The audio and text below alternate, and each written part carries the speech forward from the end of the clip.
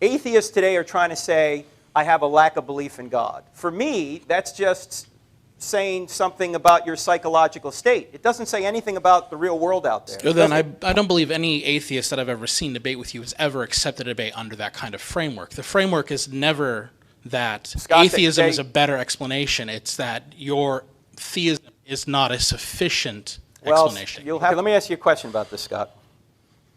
Here's the proposition. God exists. Do you agree with that proposition? Do you disagree with that proposition? Or you don't know? I don't know. Okay, so you're an agnostic. Just so you know. What did you say, Scott? I was lying? Yes. You say you were lying. And that assumption itself, that truth is limited to science and what can be measured, is not something science can prove. It's a philosophical stance. Okay, I feel like this talk's kind of going to have engendered a lot of confusion because there's a lot of things I noticed, and forgive me, I spoke out earlier. That's all right. There's a lot of things that you did in this talk, in this presentation. You kind of gish-galloped over a bunch of things, and there's a lot of logical fallacies. I don't want to address all of them. I can't. I know you've got a limited amount of time.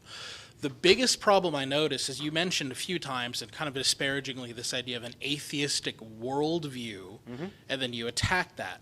That's a great straw man because atheism is not a worldview. And I know that you've been made aware of this because you've had debates with other people to this effect. So I would... okay, what do you mean by worldview? Well, that's what I would like to ask you. Atheism is just the rejection of the claim of theism, which tells you nothing about how that person thinks about social rules, who they want to vote for, whether they like cake more than they like pie. It's not a worldview.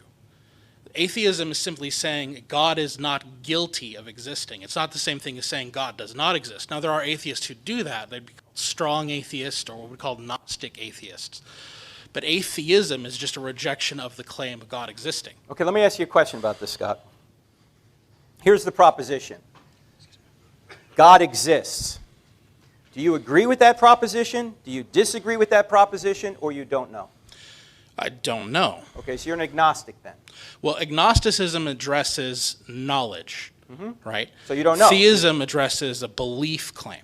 So I would be agnostic atheist. I do not know that God does or does not exist, but I do not believe that he does. Okay, well, you still believe that you don't know whether God exists, so it's still a belief. It's a lack of belief. No, you believe that it's true that you don't know that God exists. And your point is? Okay, well, my point is that atheists today are trying to say, I have a lack of belief in God. For me, that's just saying something about your psychological state. It doesn't say anything about the real world out there. It doesn't say whether or not God exists. You're simply saying, I lack a belief in God. Sure. Well, this water bottle lacks a belief in God. But the water bottle doesn't have the capacity to believe. Right, I know. You addressed this with Cosmic Skeptic, like in 2017. When okay, but the audience doesn't know this, so just give me a chance to answer. You guys should check that out. It's pretty good. If we define atheism as a lack of belief in God or whatever, sure, then we're not really saying anything because everything that doesn't have the capacity to believe anything could be called an atheist then. And a water bottle could also be called a vegan if you say it's something that doesn't eat animal parts. As far as that label is being applied, it's ineffective in that case. I would say atheism is related only to those things that have the capacity to believe in the first place. We can argue over definitions all day long. When I'm debating an atheist, whether it's Christopher Hitchens, Michael Shermer, Jeffrey Lauder, whoever it is, sure. When we set up a debate, I say, let's debate this. What better explains reality, theism or atheism? Or if you want to call atheism materialism, whatever you want to call it. But the point is, theism is not trying to explain reality. Yes, we are. No, that's not what it is doing. And I'm telling you, as an atheist, that's not what I'm doing. What I'm doing is, you are coming to me and you're saying, hey, God explains X, Y, and Z. And I'm saying, well, how do you know that? And why do you know that? And convince me of that. Okay. Let's talk about this common idea you hear all the time, that only the theist has the burden of proof when it comes to God's existence. You've probably heard someone say, well, you're the one making the claim that God exists, so the burden of proof is on you. And that sounds reasonable at first, until you realize that atheism itself is also a claim about reality. Because saying God does not exist isn't just a lack of belief. It is a positive position about the nature of the universe. See, when you say there is no God, you're not just suspending judgment, you're claiming that the entire universe, from the laws of physics to human consciousness, morality, and love, can all be fully explained without any divine cause. That's not a neutral position. That's a worldview, and like any worldview, it carries its own burden of proof. Now, some atheists will push back and say, no, I'm just withholding belief until there's evidence. Fair enough, but even that position assumes something deeper. Because the moment you demand evidence for God, you're already assuming that empirical observation is the only valid way to know truth. And that assumption itself, that truth is limited to science and what can be measured, is not something science can prove. It's a philosophical stance. So even skepticism rests on a kind of faith, a faith in materialism, or in the reliability of human reason, or in the idea that the universe is just a closed, self-explanatory system. Think about it like this. If I say, there's gold buried under your house, I'd have to prove it, sure. But if you say, there's absolutely no gold buried anywhere under my house, that's also a claim. And you'd need evidence to be confident in that too. In other words, both sides carry a burden. So, in the God debate, the real question isn't who has to prove what. It's, which worldview makes better sense of reality as we experience it? Does the theistic worldview, which says the universe was created by an intelligent mind, better explain consciousness, morality, and order? Or does the atheistic worldview, which says everything came from nothing by pure chance, offer a more coherent explanation? That's why the burden of proof doesn't just fall on believers. It falls on everyone making a truth claim about reality, including the claim that there is no God. And honestly, the more you think about it, the more you realize disbelief isn't neutral. It's a belief in itself, a belief about where everything came from, what human life means, and why anything matters at all.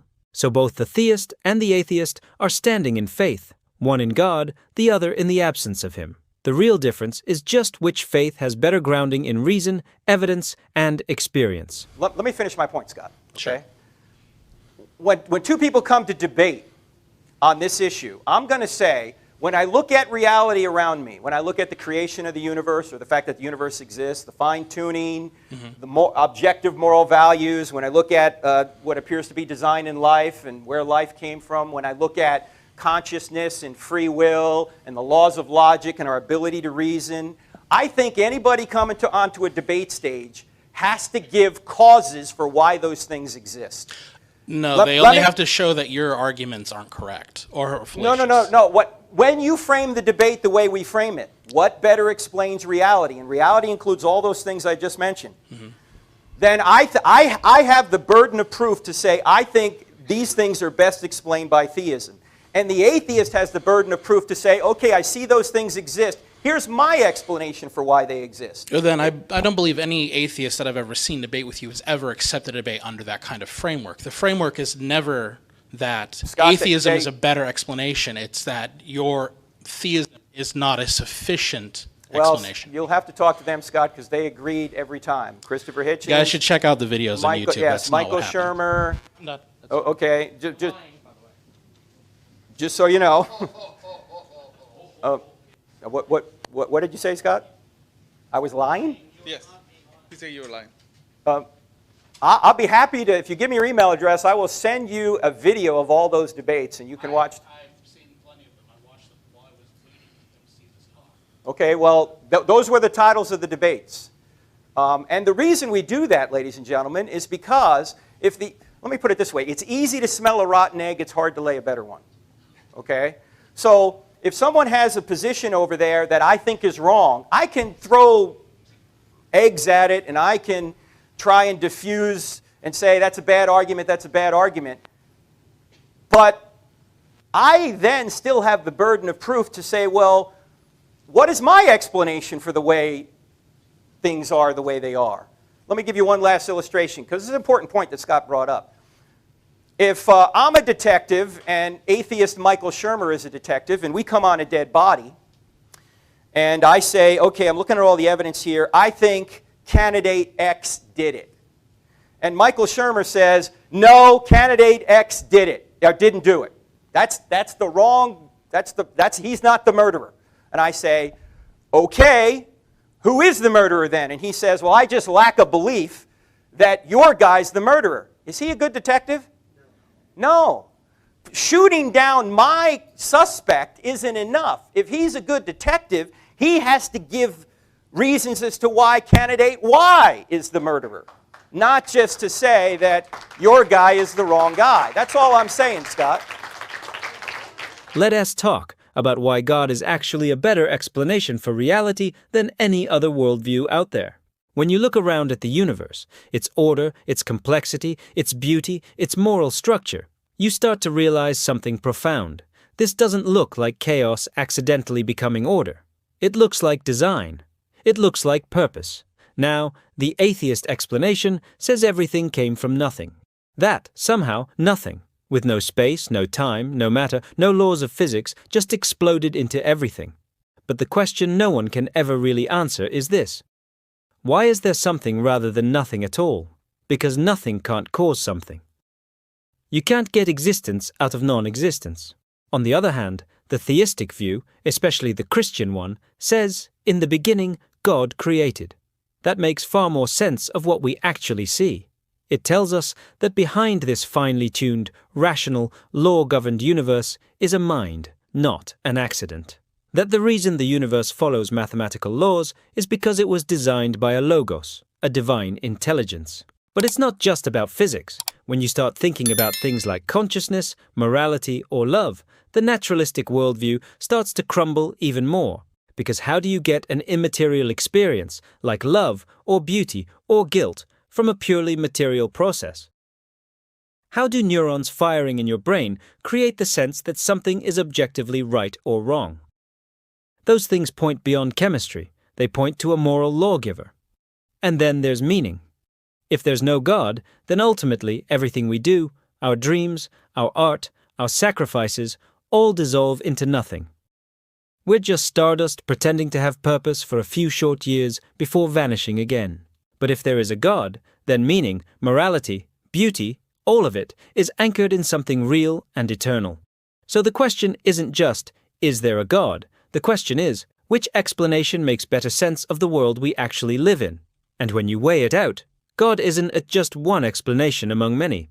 He is the best explanation for why there's a universe at all, why it's intelligible, and why human life has value and purpose. That's why Christianity has always said, in the beginning was the Word, the Logos, and the Word was with God, and the Word was God. Reality itself begins with mind, not matter. And that, honestly, just makes sense of everything else.